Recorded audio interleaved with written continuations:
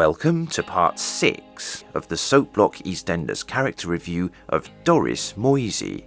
If you haven't seen previous parts, their links are in the description. And with that, let's get on with this part. Dot finally confronts Jim and confirms his worst fears, and for now at least, the lady's not for turning. Girl, don't you think you're overreacting up here?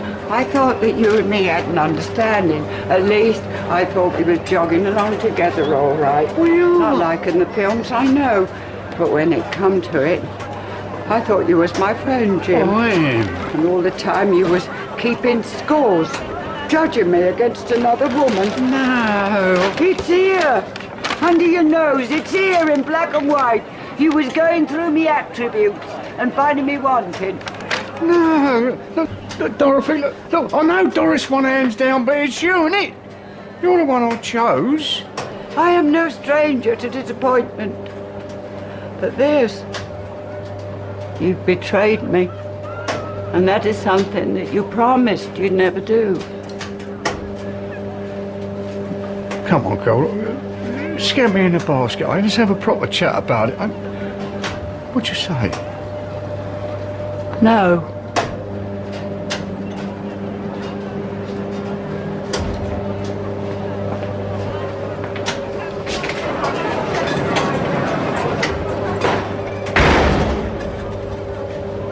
Jim drowns his sorrows extensively in the Vic until Patrick comes in and finds he's realised just what he's potentially lost. And can I say what a pleasure it is to have such a beautiful face behind the bar? Oh, you charmer. Yeah, but it's not just about the boat race, is it, eh? Of course, that's it. The whole way along, we've been measuring the wrong bits, haven't we? It's what you can't see that matters, it's what's underneath. I mean, with Doris, there ain't too much going on underneath there. Oh, I know, because you tried to show me once. Oh, yeah. It's women. And that's what we were forgetting when we were writing it all down, see? We were too bothered worrying about the packaging, you see. All right, Doris, she makes a lovely rhubarb crumble. But I mean, is that really enough? Look, it don't matter how many points she scores. There's only one woman for me. There only ever has been, if you want to know the truth. A sadly trolley Jim arrives back at Patrick's. Eh?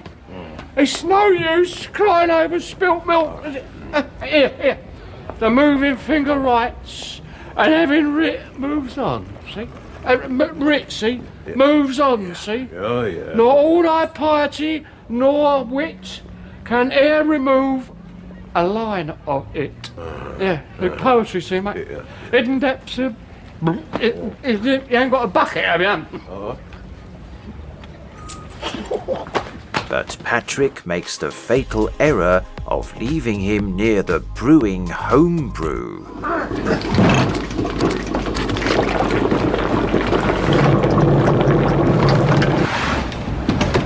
Patrick realises something's up, but is it too late?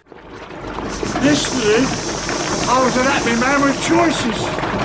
But one little twist of fate. Hey, Jim, come, you hear this? One little mistake on my part, and I admit it. And I'm powerless. All the decisions are taken out of my hand. The valve. I tell you, this whole thing, it's blown up in my face. Oh, no.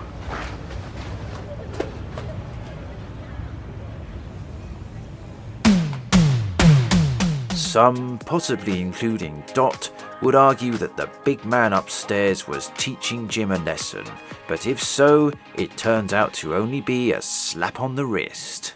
It's a miracle we're still alive, you know. Yeah? Well, you don't deserve to be. How could you be so stupid? Take it easy, I mean, I'm blind, he's got a... No, I'm fine, I'm all right. You heard what the doctor said. It's only a few minor burns. You're both back to normal in a couple of days. Put the kettle on, will you, love? Do you think I've got time to look after you?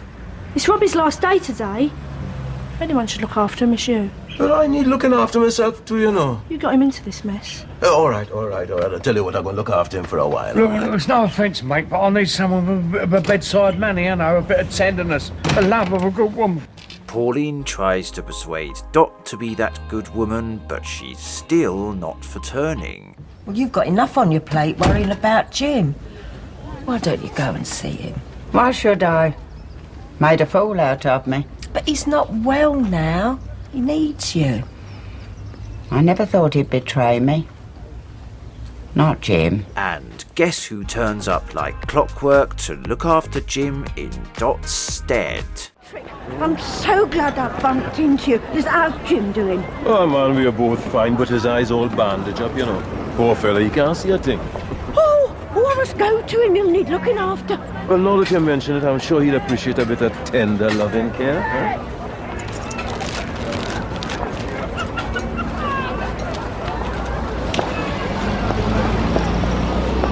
Oh, Doc. You ain't seen Natalie, have you? Beg your pardon? No. If I see her, I'll tell her you was looking for her. I can't stop now because I'll be late for work. Right, come on, you. Doris is determined to help Jim as long as that help involves staying with him. She still hasn't given up. Come on, Joey. Sing for your Auntie Doris. Look, you're wasting your time on him. We haven't had a peep out of him since I Doris. will get them to sing, don't you worry.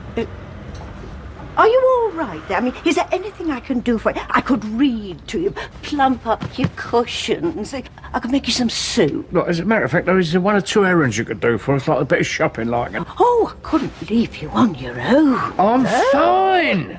Oh, you are a brave little soldier, aren't you? But I promise to look after you. And that is what I'm going to do. With the aid of Sonia and Robbie, Jim eventually manages to persuade Doris to leave, if only temporarily. The right mess of things, aren't I, son? I should be coming to the airport to see you off. Okay, Grandad, just rest. Well, how can I rest with her here? Doing my head in, it is. Anybody want a cup of tea? I'm fine, thank you. Listen, why don't I make the tea?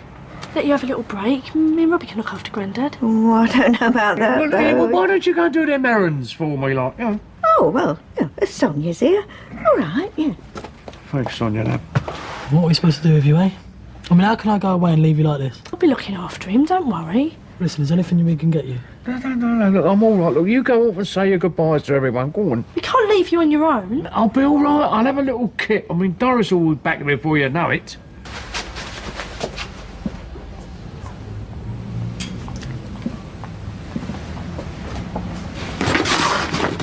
Laundry, eh? Where could she be taking that? Who could be working there? And what message could she have for Jim?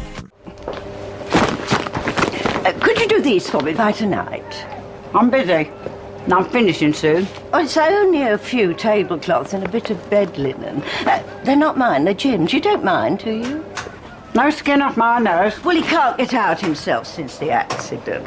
Good to know he's got someone looking after him. He's a hero, really. And what I heard, they're a pair of silly children and lucky to be alive. Well, he's got me looking after him now, so he'll be as bright as rain in no time.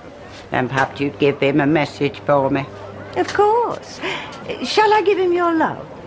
No, tell him I'll be round later to collect the rest of my things. Has she won after all? Has one silly piece of paper spoiled everything between Jim and Dot? Well, one thing's for certain. Jim still wants rid of Doris by any means necessary. Can I do anything else for you? No, I'm all right. I just want a bit of a kip. Did you see Dorothy whilst you was out? Yeah, I did, actually. Did she say anything? Well, no, she didn't, not to be honest. Are you sure there isn't anything else I can get you?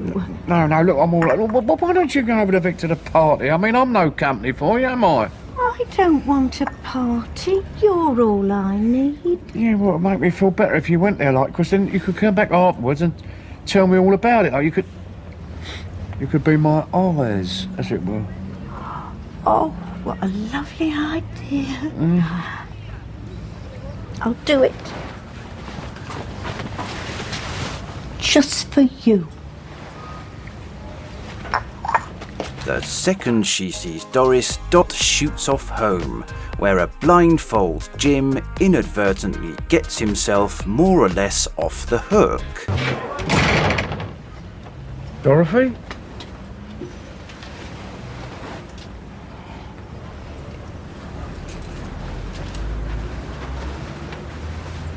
Doris, you shouldn't have come here, you know. I know you mean well, but I don't want you, Doris. Never have. Not really. Dot lets him continue for a while before leaving without revealing her identity. And you'll make some man very happy, but not this one. Because I've already found what I'm looking for. Like Dorothy. I know I might have already lost her, but if there's just a chance that I'll have them. But I don't care what or who I'll give up. I'll keep these on forever. That means I've got one last chance with my Dorothy.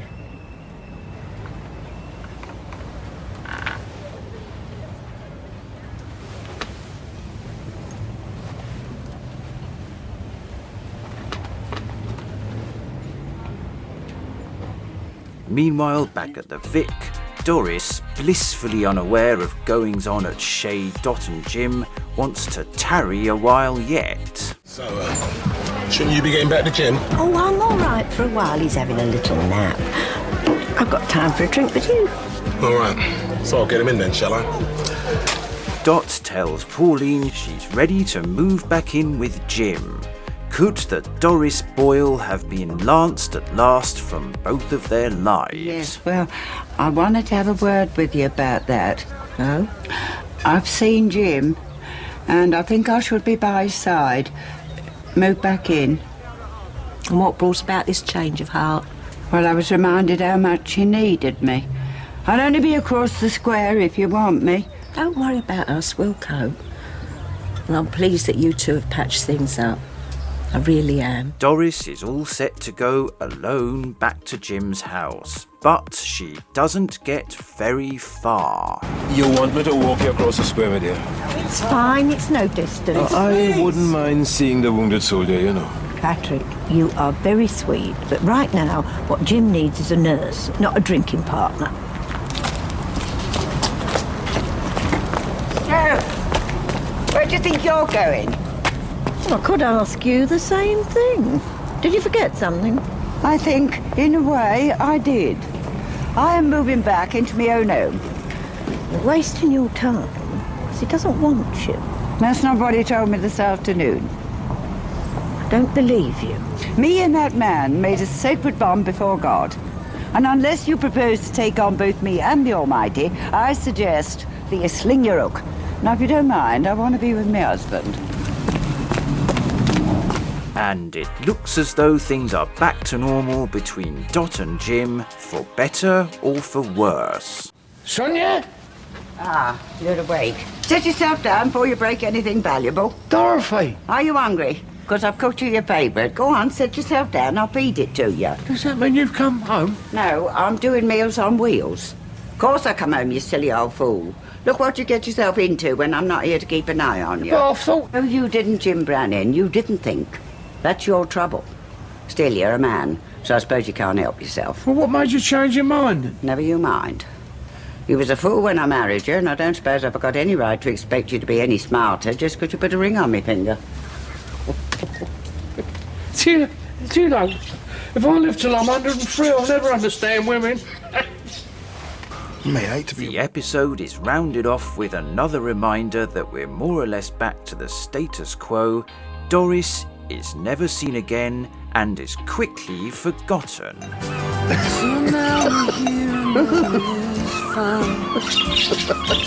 So that was the Soapblock EastEnders character review of Doris Moisey.